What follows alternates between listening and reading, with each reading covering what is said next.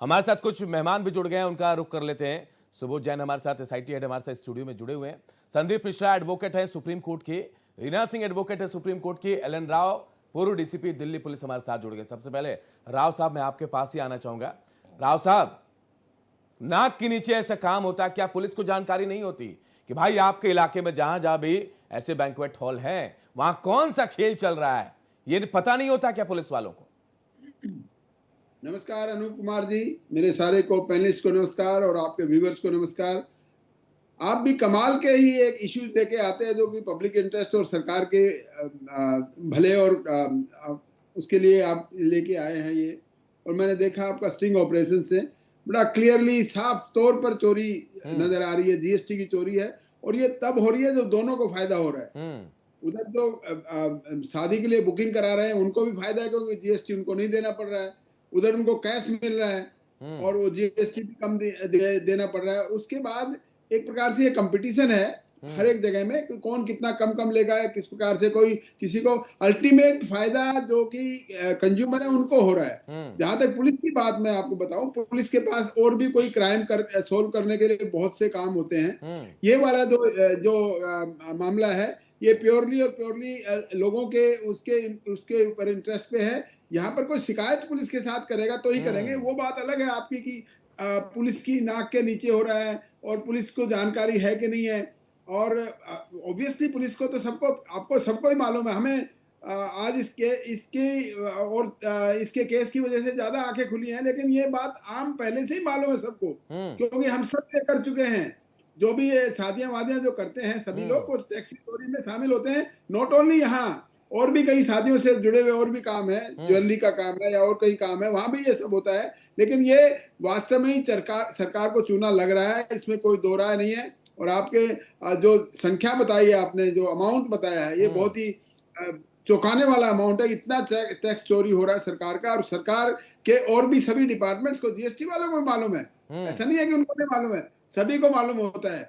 इसके अलावा और मैं आपको इसमें और ऐड करवा देता हूं, जो आपका शादियों में शराब परोसने का जो सिस्टम है ना, उसमें भी बड़ा मामला वो है।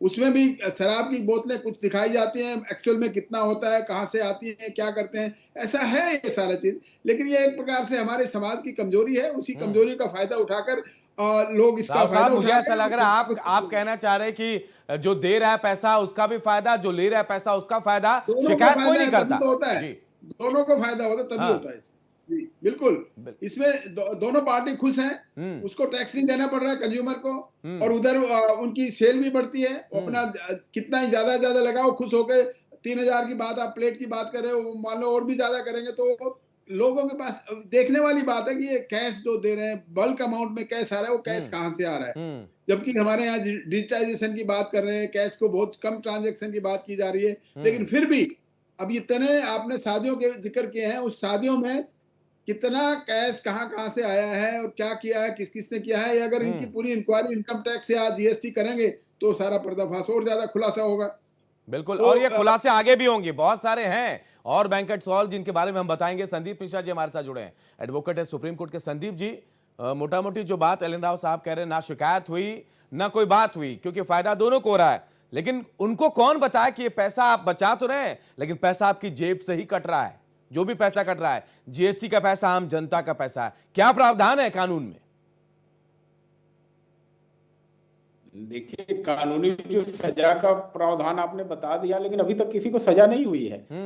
और अभी ये जो बातें सब हो रही हैं, हम आपसे कहें कि कौन सा विभाग है या कौन सा बिजनेस है जिसमें इस तरह का खेल नहीं चल रहा है। सभी जगह ये चीजें हो रही हैं, लेकिन बात यह है कि जो बैंक्वेट हॉल चला रहा है वो कोई आम आदमी तो है नहीं। कोई सांसद जी होंगे, कोई विधायक जी होंगे, या कोई बहुत बड़े व्यक्ति होंगे जिनका अप्रोच होगा। और बेनिफिशियरी कौन है? 21 लाख रुपए अगर बजट हो रहा है किसी बैंक्वेट का, तो कोई सामान्य व्यक्ति तो सच में तो होगा नहीं हो। बिल्कुल, और बिल्कुल आप सही कह रहे हैं, वो सामान्य व्यक्ति नहीं हो सकता है, क्योंकि जिस तरह से खेल चल रहा है, बड़े लेवल का खेल, वो समझ से भी परे है। रीना सिंह एडवोकेट हमारे साथ सुप्रीम कोर्ट की जुड़ी है। रीना जी, क्या लगता है आपको, ऐसे मामले जब खुलकर सामने आ रहे हैं, हम तो दिखा रहे, स्टिंग कर रहे हैं, क्या इसका असर भी हो जाएगा? क्या लग रहा है आपको, कानूनी प्रावधानों में क्या इंतजाम किए जा सकते हैं ऐसे में? देखिए, अगर हम कानूनी प्रावधानों की बात करें और जैसे आप जिस तरीके से स्टिंग ऑपरेशन ये कर रहे हैं, तो आप लोग को इस चीज के लिए बहुत बहुत बधाई कि आप एक जो ज्वलंत मुद्दा ये उठा रहे हैं। दूसरा, यहाँ पे अगर हम पुलिस का जो विभाग है, यहाँ पे दो चीजों से हमें देखना होगा। एक तो पुलिस के दृष्टिकोण से और दूसरा जीएसटी और इनकम टैक्स के दृष्टिकोण से।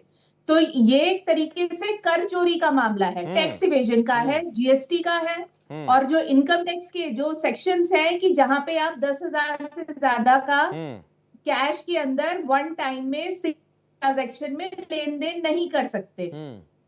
तो यहाँ पे हमें ये चीज देखनी होगी कि पुलिस को जो पावर है वो वैसा नहीं है कि भाई ठीक है, अगर कोई टैक्स चोरी कर रहा है आप जाकर के अरेस्ट कर लीजिए। अनटिल और अनलेस जीएसटी अथॉरिटीज से या इनकम टैक्स की अथॉरिटी से प्रोसिक्यूशन के ऑर्डर्स नहीं आते हैं, अरेस्ट नहीं होता है।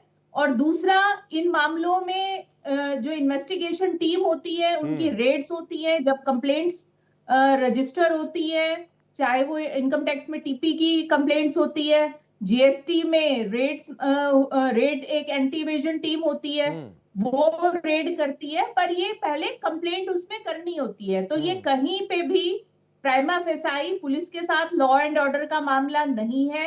दूसरा, ये जो जीएसटी की रिटर्न्स फाइल करते हैं, इनकम टैक्स की रिटर्न फाइल करते हैं, अब जो आपके जो स्ट्रिंग है, जहां जहां आप लोगों के जर्नलिस्ट गए, जहां जहां पे उन्होंने स्ट्रिंग ऑपरेशंस किए, तो आपका एक जो चैनल ने जो एविडेंस गैदर करे, वो जीएसटी डिपार्टमेंट उस ज्यूरिसडिक्शन के जहां पे ये प्रीमाइसेस हैं, ये बैंकेट हॉल है, इनकम टैक्स अथॉरिटी जिनके रीजन के अंदर ये आ रहे हैं, तो वो बिल्कुल एंटी इवेजन टीम जीएसटी की रेड्स करेंगी, इनकम टैक्स वाले नोटिस करेंगे। और जो लोग कैश का पेमेंट कर रहे हैं, देखिए डिमोनेटाइजेशन हुआ, डिमोनेटाइजेशन के बाद बहुत ही ज्यादा स्ट्रिक्टर कैश को हैंडलिंग को लेकर के पूरे देश भर में रूल्स आए, जीएसटी का था, सीबीडीटी के अंडर था।